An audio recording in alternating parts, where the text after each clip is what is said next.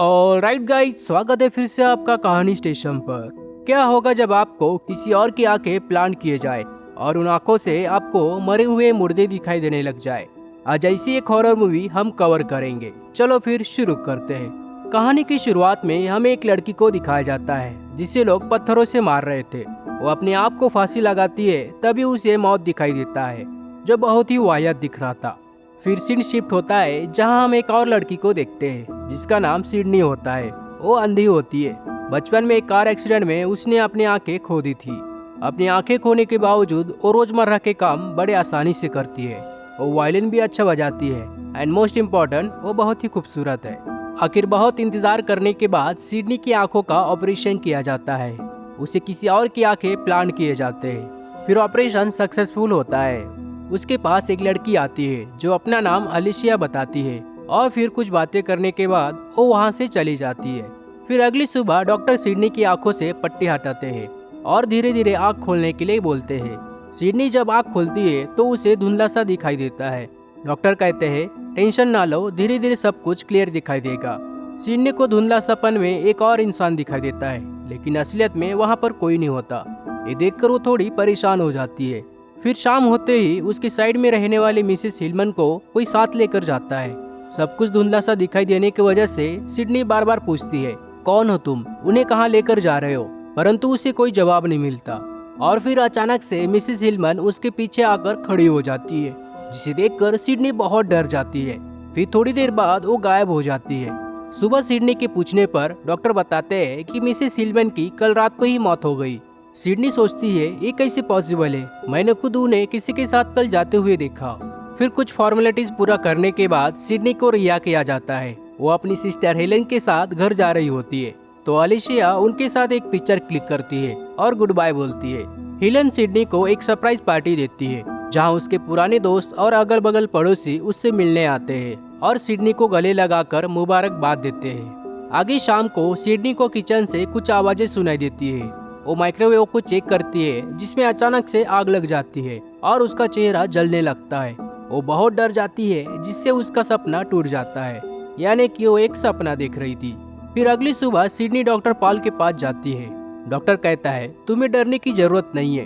पहले तुम दुनिया को अपनी इंद्रियों से महसूस करती थी, लेकिन अब आंखों से देख रही हो, इसलिए शुरुआत में दिक्कत हो रही है। ज्यादा जोर मत डालो, धीरे धीरे आदत बन जाएगी।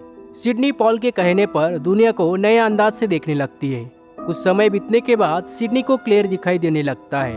वो अपने रूम की तरफ जा रही होती है, तभी उसे एक बच्चा दिखाई देता है जो अपना रिपोर्ट कार्ड ढूंढ रहा था। सिडनी उसे पूछती है कौन हो तुम, लेकिन वो कोई जवाब नहीं देता।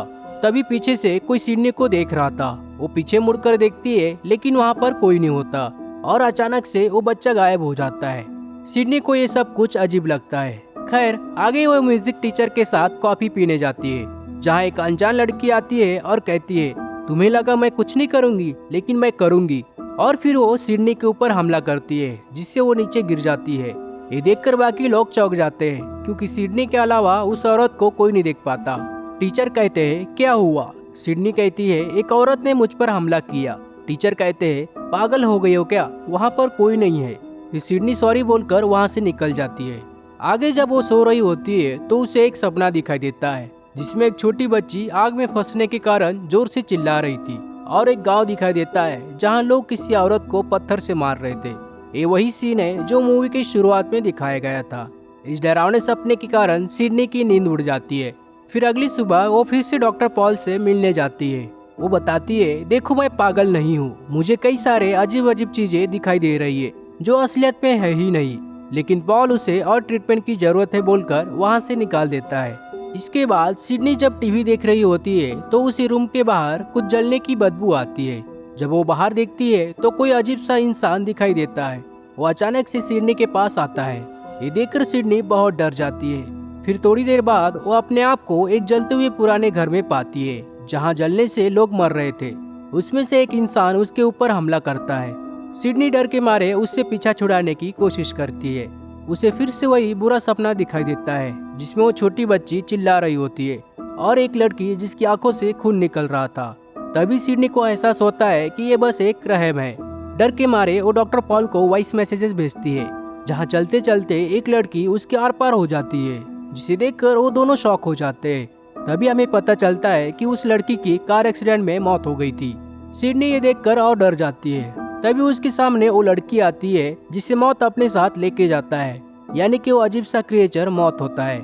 आगे सिडनी एक चाइनीज रेस्टोरेंट में आती है। वो डॉक्टर पॉल को फिर से कॉल करती है और मदद मांगती है। थोड़ी देर बाद वो देखती है कि गैस लीक होने की वजह से बहुत बड़ा धमाका होता है, जिसमें कई सारे लोग मारे जाते हैं। डर के मारे सिडनी अपने कान बंद कर लेती है। तभी वहाँ पॉल आता है जो बताता है कि 2 हफ्ते पहले यहाँ पर एक बहुत बड़ा धमाका हुआ था, जिसमें कई सारे लोग मारे गए। सिडनी कहती है, मैंने वो धमाका अपनी आंखों से देखा कि किस तरह सारे लोग मारे गए। तुम यकीन नहीं करोगे, मेरे अंदर से एक लड़की आर पार हो गई। ये भला कैसे हो सकता है? यानी सिडनी को लोगों की मौत कैसे और कब होने वाली है ये सब कुछ दिखाई दे रहा था। आगे कहती है, पॉल मुझे जानना है कि आखिर ये आंखें है किसकी, प्लीज मुझे बताओ।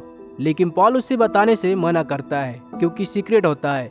आगे सिडनी अपने रूम में जा रही होती है तो वो लड़का फिर से आता है और अपना रिपोर्ट कार्ड मांगता है। सिडनी उसे मना करती है और जब वो पीछे मुड़कर देखती है तो वो लड़का खिड़की से छलांग लगाता है। सिडनी उसे रोकने जाती है, लेकिन असलियत में वहाँ पर कोई नहीं होता। वो फिर से अपने रूम की तरफ जाती है। वो लड़का फिर से पूछता है, तुमने मेरा रिपोर्ट कार्ड देखा? ये देखने के बाद सिडनी बहुत डर जाती है। फिर अगली सुबह पॉल उसे ट्रीटमेंट के लिए हॉस्पिटल में दाखिल करवाता है, जहाँ अलेशिया आती है। वो सिडनी को आखिरी बार गुड बाय बोलती है और मौत के साए के साथ चली जाती है। सिडनी उसे रोकने की बहुत कोशिश करती है, लेकिन वहाँ पर कोई नहीं होता। फिर अगले दिन उसकी सिस्टर अलेशिया के साथ खींची हुई तस्वीर को देती है।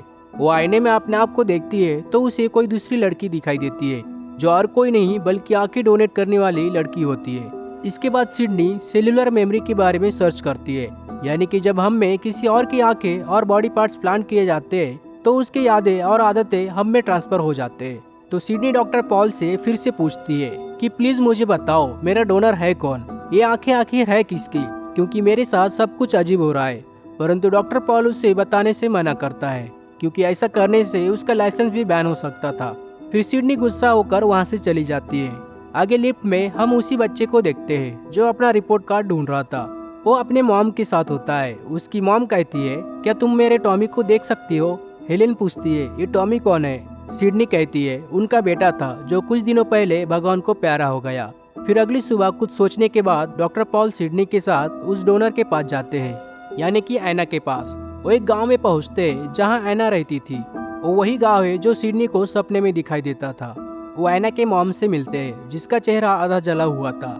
सिडनी बताती है कि आपकी बेटी की आंखें मुझे प्लांट किए गए हैं। उसकी मॉम पूछती है, क्या तुम्हें भी मौत दिखाई देती है, मरे हुए लोगों की आत्माएं? तो सिडनी हाँ बोलती है। ऐना की मॉम बताती है, जब आपकी आत्मा को शांति नहीं मिलती तो अजीब अजीब चीजें दिखाई देती है। ऐना को भी ये सब कुछ दिखाई देता था, लेकिन लोग उसे चुड़ैल मानते थे।